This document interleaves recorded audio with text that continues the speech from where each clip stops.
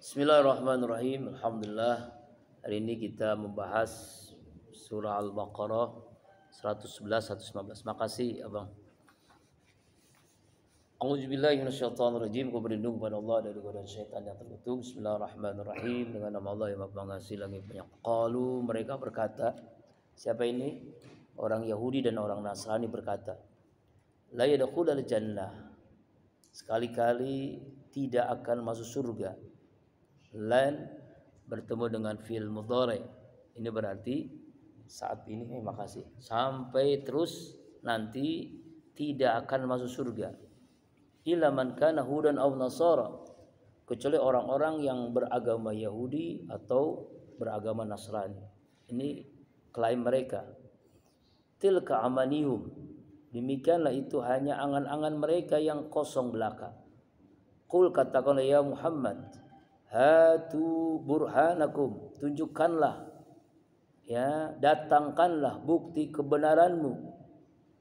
In kuntum shadiqin, jika kamu adalah orang-orang yang benar. Jadi Allah Subhanahu wa taala menjelaskan di dalam surah Al-Baqarah 111 ini tentang ucapan perkataan orang Yahudi dan orang Nasrani. Ya, orang Yahudi atau orang yang Kristen, orang Nasrani. Jadi mereka mengklaim bahwasanya surga itu hanya untuk mereka saja, Yahudi atau Nasrani. Ini ucapan dikeluarkan oleh orang-orang Yahudi di Madinah dan orang-orang Nasrani Najran tatkala mereka berbantah-bantahan di hadapan Nabi Muhammad sallallahu alaihi wasallam. Kata orang Yahudi, hanya orang Yahudi yang masuk ke dalam surga.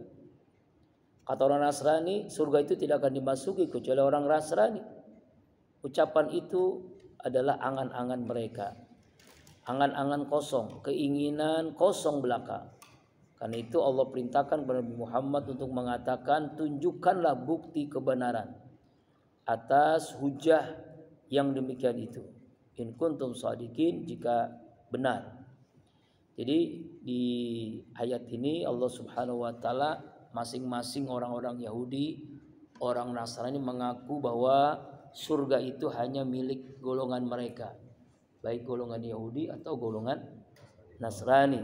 Tidak ada seorang pun yang akan memasukinya. Dan ini adalah praduga prasangka yang rusak. Ya, karena itu Allah perintahkan kepada Nabi Muhammad untuk menunjukkan bukti-bukti. Ya, bukti apa orang Yahudi Nasrani itu di dalam surga. Dalam tafsir Katsir dijelaskan bahwa Allah menjelaskan tentang kesombongan, keangkuhan orang Yahudi dan orang Nasrani terhadap keyakinan mereka, di mana setiap golongan dari mereka itu mengklaim bahwa hanya mereka yang akan masuk surga dengan berpegang teguh pada agama mereka masing-masing. Ya, sebagaimana dalam Al-Maidah ayat 18, ya kan? Kami ini adalah anak-anak Allah, kekasih-kekasih Allah. Lalu Allah membantah mereka dengan fakta bahwa Dia akan menghukum mereka atas dosa-dosa mereka. Jika anggapan mereka benar, maka keadaan seharusnya tidak seperti itu. Sebagaimana mereka juga telah mengklaim bahwa mereka tidak akan merasakan api neraka kecuali hanya beberapa hari saja, kemudian mereka akan dipindahkan dalam surga. Lalu Allah Subhanahu wa taala menolak anggapan mereka ini. Demikianlah Allah Subhanahu wa taala berfirman kepada mereka terkait anggapan yang mereka buat tanpa dasar, tanpa bukti, tanpa keterangan. Jadi hanya angan-angan saja. Demikiannya Abu Aliyah berkata dalam tafsir Ibnu Katsir, angan-angan yang mereka buat kepada Allah tanpa dasar yang benar. Qatadah, Anas juga mengungkapkan hal yang serupa. Ya, makanya Allah sampai merintahkan kepada Rasulullah untuk menunjukkan bukti. Apa buktinya mereka mengatakan mereka yang paling berhak masuk surga terhadap kesombongan yang mereka lakukan selama ini. Ya, jadi inilah angan-angan, mimpi-mimpi orang Yahudi, orang Nasrani. Ya, bahwa mereka beranggapan bahwa surga itu hanya untuk mereka. ini ungkapan dusta, ungkapan bohong. Ya. Jadi yang masuk surga itu adalah orang-orang yang taat kepada Allah, ikhlas kepada Allah, yang menjalankan perintah Allah dan beriman kepada Rasulullah Shallallahu Alaihi Wasallam. Dalam tafsir Misbah disampaikan bahwa ya orang Nasrani, orang Yahudi mengakui bahwasanya masing-masing masuk surga. Orang Yahudi mengatakan orang Nasrani itu nggak akan masuk surga. Orang Nasrani mengatakan orang Yahudi tidak akan masuk surga. Jadi sama-sama mengklaim mereka tidak akan masuk surga. Saling, kami yang berhak masuk surga, kami berhak. Maka Allah Subhanahu wa taala memiliki wewenang tunggal dalam hal surga, dalam hal neraka, secara langsung membantah mereka semua. Allah tidak menggunakan perantara, ya, dan tidak memerintahkan siapapun terhadap Nabi Muhammad untuk menjawab kebohongan itu. Allah langsung yang jawab ucapan mereka. Yang ucapan itu adalah angan-angan, mimpi, angan-angan yang kosong. Kemudian jamaah rahimakumullah ayat 112, bala man aslama wajhahu lillahi wa huwa muhsinun falahu ajruhu inda rabbi wala khaufun alaihim wala hum yahzanun. Tidaklah siapa orang yang aslama, yang Islam, yang menyerahkan dirinya lillah hanya kepada Allah, wa muhsin, dan dia selalu muhsin, ya, selalu berbuat baik, ya, dan dia hanya mengharapkan ajruhu inda rabbi, pahala di sisi Allah Tuhannya, wala khaufun alaihim wala hum yahzanun, tidak takut dan tidak bersedih hati. Sama dengan surah Yunus, ya, tentang, atau surah Fussilat tentang orang-orang yang istiqomah, orang-orang yang konsisten dalam akidah, continue dalam ibadah, komitmen dengan akhlakul karimah, istiqomah terus menerus, maka dia tidak akan bersedih dan tidak akan takut dengan keadaan setelahnya, dan tidak akan bersedih sebelumnya. Ya, sebelumnya dia bermaksiat dosa lalu dia bertobat, Allah pasti mengampuni dosanya. Ya kan? Tidak takut dengan apa yang terjadi. Ya, kehidupan dunianya, akhiratnya tidak akan takut. Kenapa? Karena dia istiqamah. Karena dia hanya mengharapkan ridho Allah. Ya. Jadi ayat 112 ini Allah jelaskan, di dalam tafsir Jalalain dijelaskan bahwa orang-orang Yahudi dan Nasrani mengatakan bahwa dia yang berhak masuk surga, dan ini jawabannya. Yang berhak masuk surga adalah orang yang aslama wajhu lillah, orang yang menyerahkan seluruhnya kepada Allah, orang yang tunduk dengan perintah Allah. Islam, orang Islam itu adalah orang yang tunduk menjalankan perintahnya, tunduk menjauhi semua larangannya. Ya, di sini kalimatnya wajah, muka. Kenapa muka? Karena muka ini tubuh yang paling mulia. Anggota tubuh yang lainnya harus lebih tunduk lagi dengan wajah itu. Nah, ini kata muka. Bahkan dalam tafsir Misbah dijelaskan wajah itu bagian termulia dari jasmani manusia. Wajah ini ada mata, ada hidung, ada mulut, ada lidah. Kegembiraan, kesedihan, marah, takut, sedih, bahkan semua manusia tampak dari wajahnya. Wajah itu gambaran identitas manusia, sekaligus menjadi lambang seluruh totalitas manusia. Wajah adalah bagian termulia dari tubuh manusia yang nampak. Kalau yang mulia ini telah diserahkan atau telah tunduk, maka yang lain pasti tunduk pula. Siapa yang menyerahkan wajahnya kepada Allah tulus, ikhlas dalam amalnya, maka amalnya menjadi baik. Maka ganjaran dari sisi Allah adalah ganjaran surga. Nah, ini wajah, ya. Sampai dijelaskan wajah. Makanya ketika kita iftitah itu, inni wajjahtu wajhiya lillazi fatarus samawati wal ardi hanifan muslima wa ma ana minal musyrikin. Inna salati wa nusuki wa mahyaya wa mamati lillahi rabbil alamin. Sesungguhnya salatku, ibadahku, hidupku, matiku karena Allah. Nah, itu wajah. Ya, jadi ungkapan orang-orang Yahudi, Nasrani itu adalah ucapan bohong, ucapan dusta. Ya, mereka ini tidak pernah menyerahkan wajahnya tunduk patuh taat kepada Allah. Ya, beda dengan orang-orang Islam yang tunduk taat kepada Allah. Dan orang-orang yang wajahnya semuanya menyerahkan diri kepada Allah, mereka tidak akan takut di akhirat dan mereka tidak bersedih hati. Kenapa? Karena mereka yakin dengan janji Allah Subhanahu wa taala. Innal ladzina qalu rabbuna Allah summa istaqamu tatanazzalu alaihimul malaika alla takhafu wa la tahzanu absiru bil jannati allati kuntum tu'adun. Karena Allah janjikan surga, maka orang-orang yang beriman, orang yang istiqomah ini tidak takut apa yang akan terjadi. Ya, ini ya di antara maksud ayat 112. Dijelaskan dalam tafsir yang lainnya, yaitu bahwa orang-orang Nasrani, orang-orang Yahudi itu tidak memiliki sesuatu pun, tidak mempunyai pegangan agama yang benar. Padahal Nabi Musa telah datang kepada mereka dengan bawa kitab Taurat, tapi mereka mengingkarinya. Begitu pula dengan Nabi Isa membawa kitab Injil, tapi mereka merusak kitab Injilnya, merubah, menambahi atau mengurangi. Ya, itu mengganti dengan kemauan mereka. Nah, inilah tentang orang-orang Yahudi dan orang Nasrani. Kemudian jamaah rahimakumullah, ayat selanjutnya, wa qalatil yahudu laisatin nasara ala syai'in wa qalatin nasara laisatil yahudu ala syai'in wa hum yasluna alkitab. Orang-orang Yahudi berkata, orang Nasrani itu tidak punya pegangan. Orang Nasrani berkata, orang Yahudi tidak punya pegangan. Padahal mereka itu yasluna alkitab, sama-sama memegang kitab.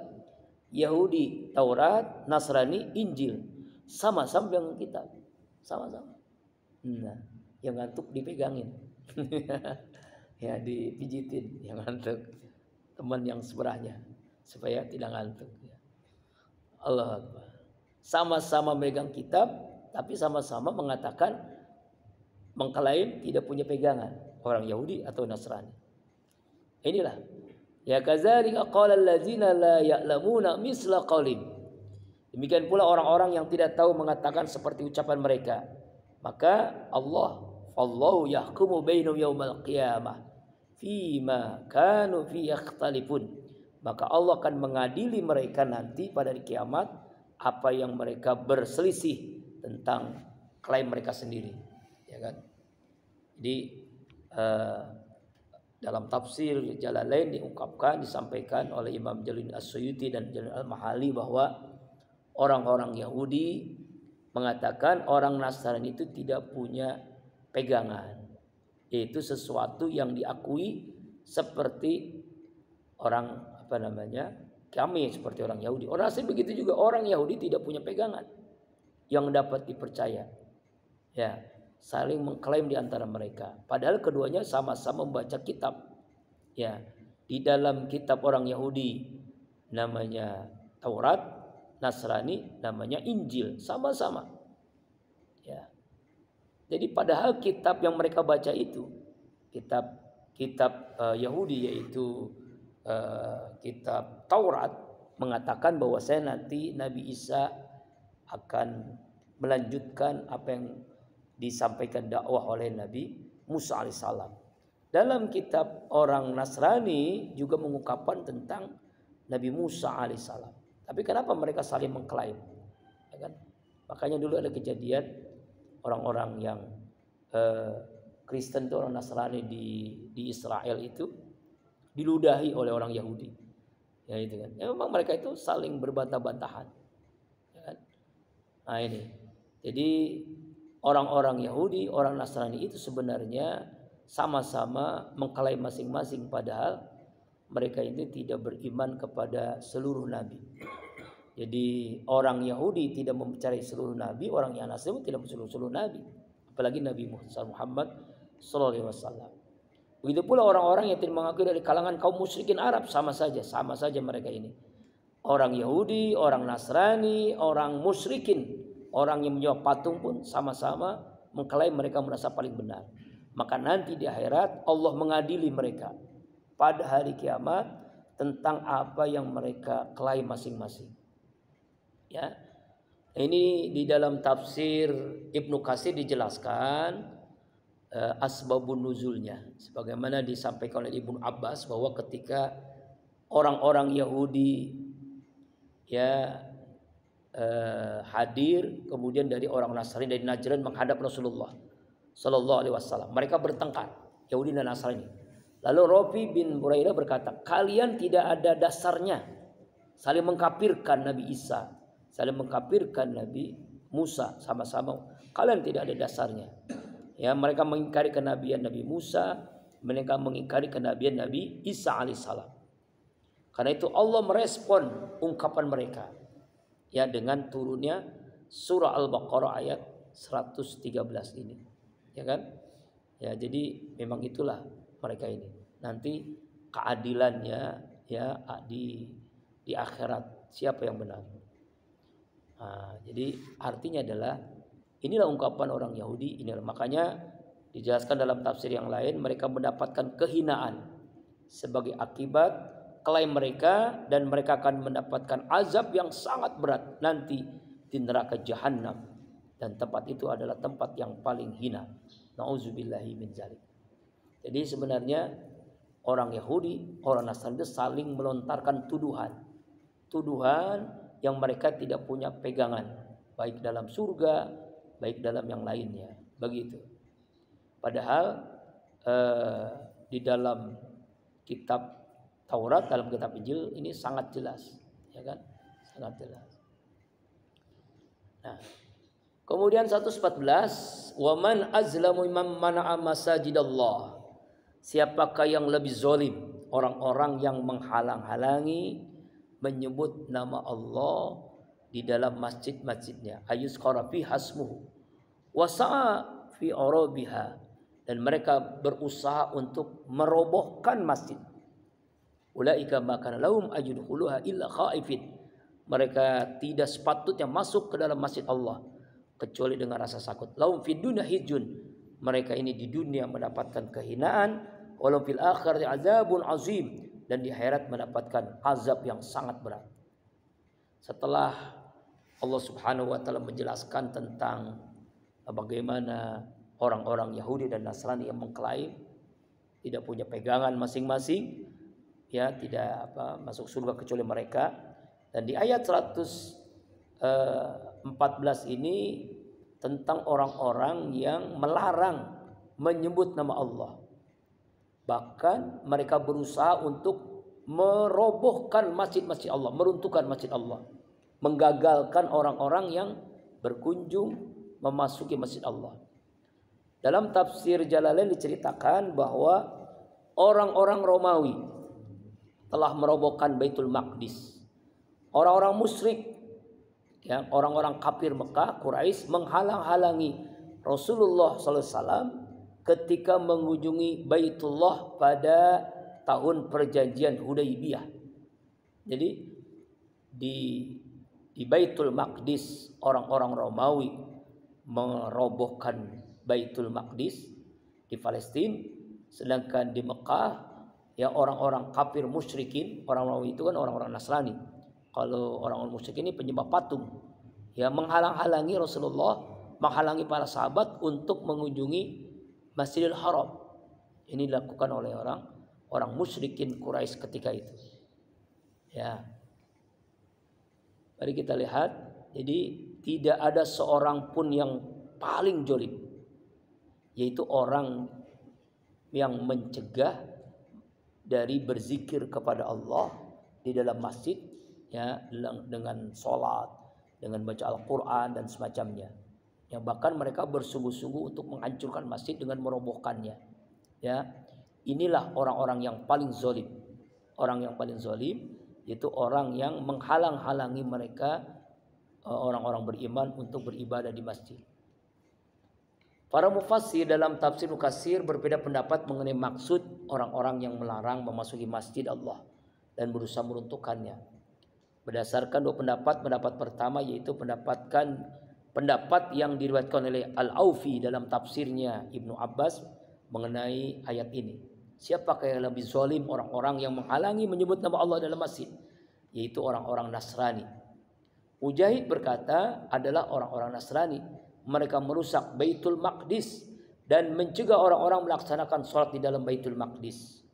Qatadah berkata mengenai ayat ini yaitu Baitul Nasr berserta pengikut-pengikutnya, mereka merusak Baitul Maqdis dan orang-orang Nasrani membantu mereka dalam menghalangi. Kemudian mereka didorong oleh kebencian terhadap orang-orang Yahudi. Ya, orang Babilonia yang merupakan orang Majusi untuk merusak Baitul Maqdis. As-Sudi berkata mereka secara terang-terangan mendukung Baitul Nasr, menampakkan penghancuran Baitul Maqdis sampai hancur dan melemparkan mayat-mayat di sana. Ia dibantu oleh orang-orang Romawi untuk merobohkan agar Bani Israel membunuh Nabi Yahya, anak Nabi Zakaria alaihissalam. Ya, ini pendapat yang kedua yang diriwayatkan oleh Ibnu Zaid mengenai ayat ini adalah siapakah yang lebih zalim? Orang-orang yang menghalang-halangi menyebut nama Allah dalam masjid-masjidnya dan berusaha merobohkannya, yaitu orang-orang musyrik ketika mereka menghalangi Rasulullah pada hari perjanjian Hudaybiyah ketika beliau hendak masuk Mekah, sampai Rasulullah menyembelih hewan kurbannya di Ju'tua dan berdamai dengan mereka. Beliau sallallahu alaihi wasallam, Nabi kita Muhammad SAW bersabda kepada mereka, tidak ada seorang pun yang dapat menghalangi akses menuju Baitullah, sedangkan mereka di sini berjuang membunuh ayahnya atau saudaranya dan tidak dapat dicegah. Mereka menjawab, tidak akan diperbolehkan bagi kami orang membunuh ayah kami pada perang Badar dan masih banyak ada di antara kami. Itu di antara penafsiran surah Al-Baqarah 113.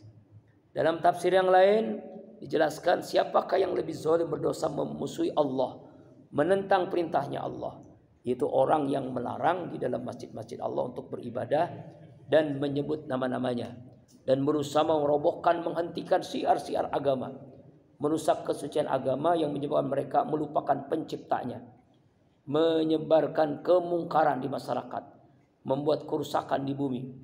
Mereka tidak pantas memasukinya kecuali dengan rasa tunduk, taat dan patuh pada Allah. Mereka mendapatkan kehinaan di dunia akibat kezaliman mereka, dan di akhirat mendapatkan azab yang berat di neraka jahanam. Nauzubillah, subhanallah min zalim. Ini. Jadi semua kelompok Yahudi, Nasrani, kaum musyrikin keliru dan berlaku zalim. Kaum musyrikin di Mekah menghalangi kaum muslimin melaksanakan sholat di Masjidil Haram. Orang Yahudi enggan mengarah ke Ka'bah Masjidil Haram karena sebelumnya sekelompok bangsa Romawi menyerang Masjidil Aqsa. Abrahah dari Ethiopia juga bermaksud meruntuhkan Ka'bah. Ada riwayat yang disepakkan kepada Abbas yang mengatakan bahwa ayat ini turun berkaitan dengan upaya kaum musyrikin Mekah menghalangi orang-orang muslim memasuki kota Mekah dan tawaf di Masjidil Haram. Riwayat ini cukup beralasan dan dengan demikian dapat dikatakan bahwa setelah ayat-ayat Allah menyelesaikan kecamannya terhadap orang-orang Yahudi, kini kecaman beralih kepada kaum musyrikin Mekah. Apalagi ayat sebelumnya telah mempersamakan kaum musyrikin dengan ahlul kitab dalam hal menganggap diri dan kelompoknya yang benar, yang lain keliru dan tidak mempunyai pegangan. Jadi sama aja ya. Jadi tiga kelompok ini, Yahudi ahlul kitab, Nasrani ahlul kitab, dan musyrikin Mekah adalah orang-orang yang zalim, yang keliru. Terakhir ayat 115. Walillahil masyriqu wal maghrib. Dan kepunyaan Allah lah masyrik dan maghrib, timur dan barat. Fa'aina matwalu fasamajullah.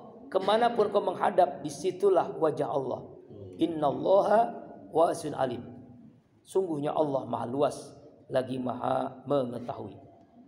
Ketika orang-orang Yahudi mengecam penggantian kiblat, atau tentang sholat sunnah di atas kendaraan selama dalam perjalanan dengan menghadap ke arah yang dituju, turunlah ayat ini. Jadi milik Allah lah timur dan barat. Karena semuanya ujung dan pangkalnya itu adalah milik Allah. Wajah kamu menghadap Allah dimanapun boleh. Inilah diantara dalil sholat di atas kendaraan. Di atas mobil, di atas pesawat, kapal, kereta, kita boleh. Jadi ini boleh sholat tidak menghadap kiblat ketika dalam keadaan di atas kendaraan. Kenapa? Karena wajah Allah di mana saja ada. Ya kan? Kecuali memang kendaraan itu memang sudah khusus dan menghadap kiblat, itu beda. Ya. Ada pesawat yang memang sudah paten ya, ada arah kiblatnya begitu. Tapi ketika kita kesulitan menghadap kiblat di atas kendaraan, kita boleh menghadap kemanapun. Yang penting dengan niatnya tetap menghadap Allah Subhanahu wa Ta'ala. Karena Allah lah pemilik timur dan barat. Dialah Allah, milik Allah terbitnya matahari, tenggelamnya matahari di barat dan timur. Jadi ke arah manapun kalian menghadap di dalam sholat berdasarkan ayat ini, maka kalian telah mengharapkan wajah Allah. Kalian tidak keluar dari ketaatan kekuasaan Allah. Sungguhnya Allah maha luas rahmatnya terhadap hamba-hambanya. Jadi dalam ayat ini ya tentang bolehnya kita menghadap manapun ketika sholat, ya kan? Awalnya yaitu riwayat dari Ibnu Abbas tentang arah kiblat. Ya, sebelumnya Rasulullah itu menghadap kiblat ke Baitul Maqdis. Setelah itu menghadap ke Ka'bah. Setelah beliau berdoa beberapa bulan, baru Allah kabulkan doanya. Ya, sholat menghadap kiblat Baitullah. Ya. Tapi ketika keadaan tertentu kita boleh menghadap kemanapun, karena semuanya itu milik Allah, timur dan barat. Allah adalah Tuhan bumi seluruhnya. Kemanapun kita menghadap menunaikan sholat, di sanalah wajah Allah, kiblat yang Allah inginkan bagimu. Allah itu maha luas, tidak sempit, tidak terbatas. Ya, siapapun yang menghadap kepada dia pun dia berada, baik maka dia menghadap Allah Subhanahu wa Ta'ala. Ayat ini diturunkan sebagai jawaban atas pernyataan kaum Yahudi yang meyakini Uzair sebagai putra Allah. Nasrani menganggap Isa sebagai putra Allah. Kaum Muslimin Arab menganggap malaikat sebagai putri Allah. Bahkan miliknya lah. Yani Allah lah pencipta, pemilik apa yang di langit dan bumi, termasuk Uzair, Isa dan para malaikat. Semuanya tunduk taat kepada Allah. Kebesaran, kekuasaan dan kehendak Allah Subhanahu wa Ta'ala. Seluruh penjuru adalah milik Allah. Tidak ada tempat lutut bagi Allah. Mereka mengarah ke timur ke barat adalah akibat posisi di mana mereka berada. Kaum muslimin di Indonesia menghadap ketika sholat ke barat. Tempat lain mungkin ke timur atau tenggara sesuai dengan posisi arah Ka'bah. Seluruh penjuru adalah milik Allah. Karena itu jangan bersedih, jangan khawatir tidak mendapatkan banjaran pahala dari Allah. Karena sungguhnya Allah maha luas rahmatnya sehingga dapat memberikan kepada siapapun. Kesimpulannya, ayat 111 intisari surat Al-Baqarah 111 adalah pertentangan pendapat, tuduh menuduh yang terjadi di kalangan ahlul kitab Yahudi dan Nasrani, menunjukkan penyelewengan mereka dari ajaran aslinya Taurat dan Injil. Kemudian intisari surah Al-Baqarah 112. Surga dan kehidupan bahagia itu bukan monopoli suatu golongan, tapi hak semua orang yang beriman dan beramal soleh. Aslama wajah. 113 kesimpulannya, perbuatan yang paling zalim di sisi Allah adalah menghalang-halangi manusia beribadah di masjid, merobohkannya atau merusaknya. Allah mengingatkan orang yang melakukan perbuatan itu dengan kehinaan dunia dan ajab pedih di akhirat. 114, seluruh alam ini milik Allah. Dialah yang menguasai, mengatur dan mengurusnya. Dia mengetahui apa saja yang terjadi di alam ini, baik yang kecil maupun besar, yang nyata dan tidak nyata. 115, karena itu kemana saja hamba menghadapkan wajahnya dan beribadah, pasti diketahui dan didengar oleh Allah Subhanahu wa taala.